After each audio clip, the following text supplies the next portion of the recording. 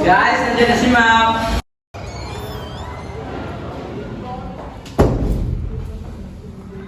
Good morning, class. Aware naman siguro kayong lahat na ngayon ko i-announce yung mga pasok sa honors list, di ba? Now, once I called your name,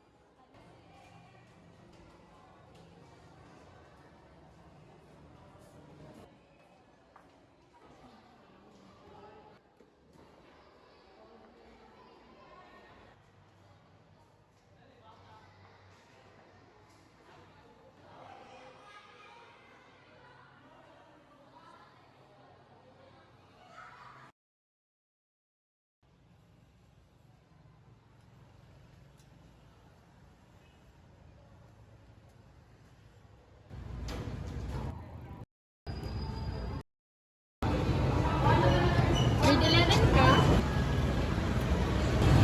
What's that? Kayo?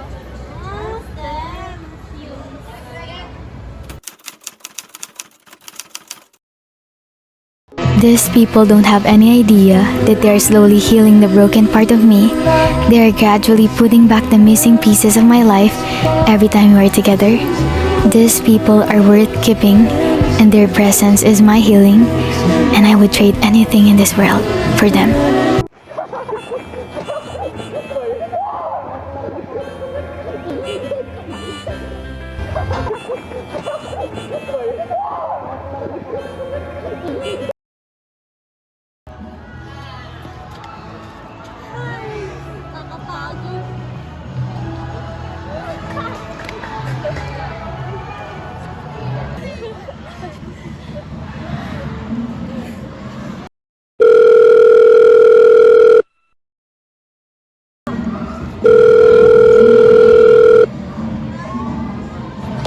Sandali lang. No crowd.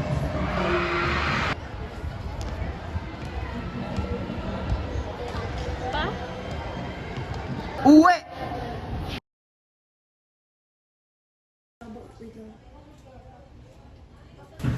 Bagsak ka daw. Ano? Uunahin mo naman yung walang kwentang passion, ha? Wala kang mararating dyan.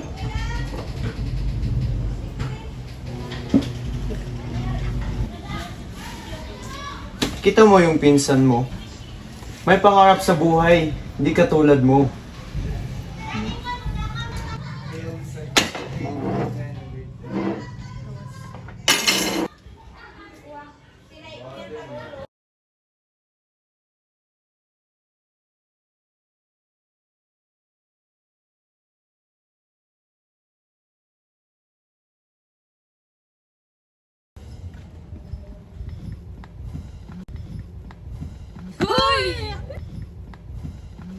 Ang pogi ni Sir Miguel, no? Oo nga. Tapos mataas pa magbigay ng grades.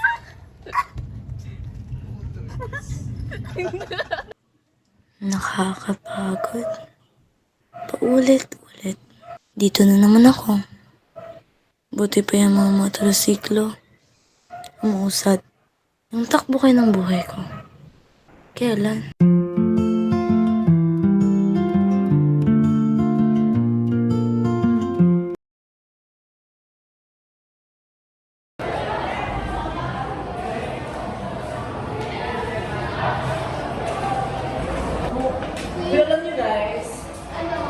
disappoint ako sa grades ko. Bakit?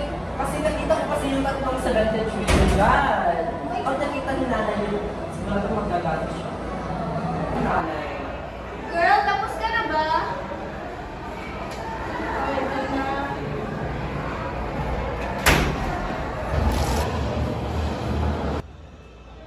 Guys, tignan nyo. Ay, Sebastian ba yun? Obvious ba? Tara, sundan natin.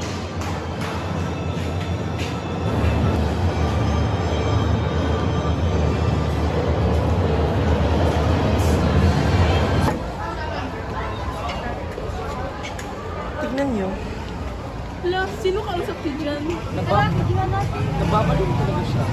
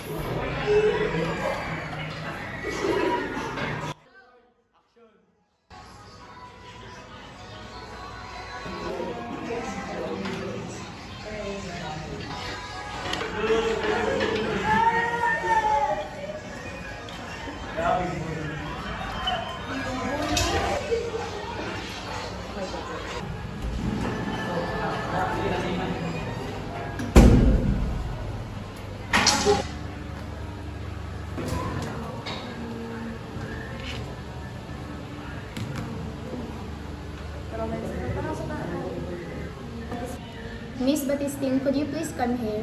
Please. Please come here.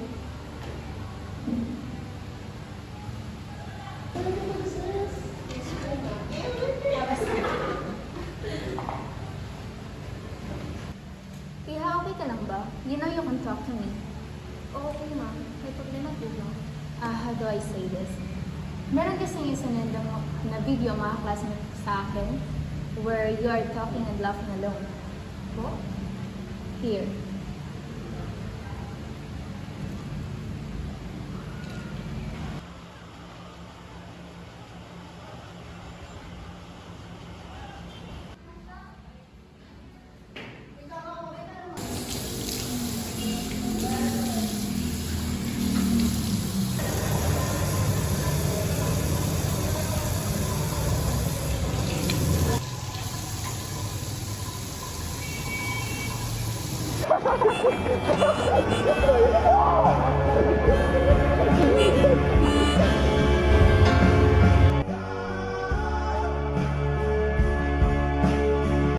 Sandali.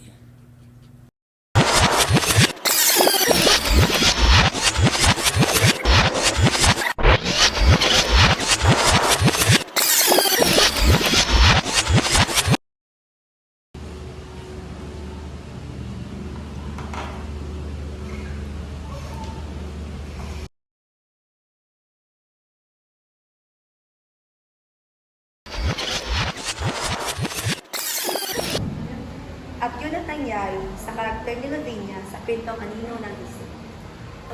Kaya dapat huwag pasobraan ang pagiging mapag-isa o huwag magkimkim ng mga problema.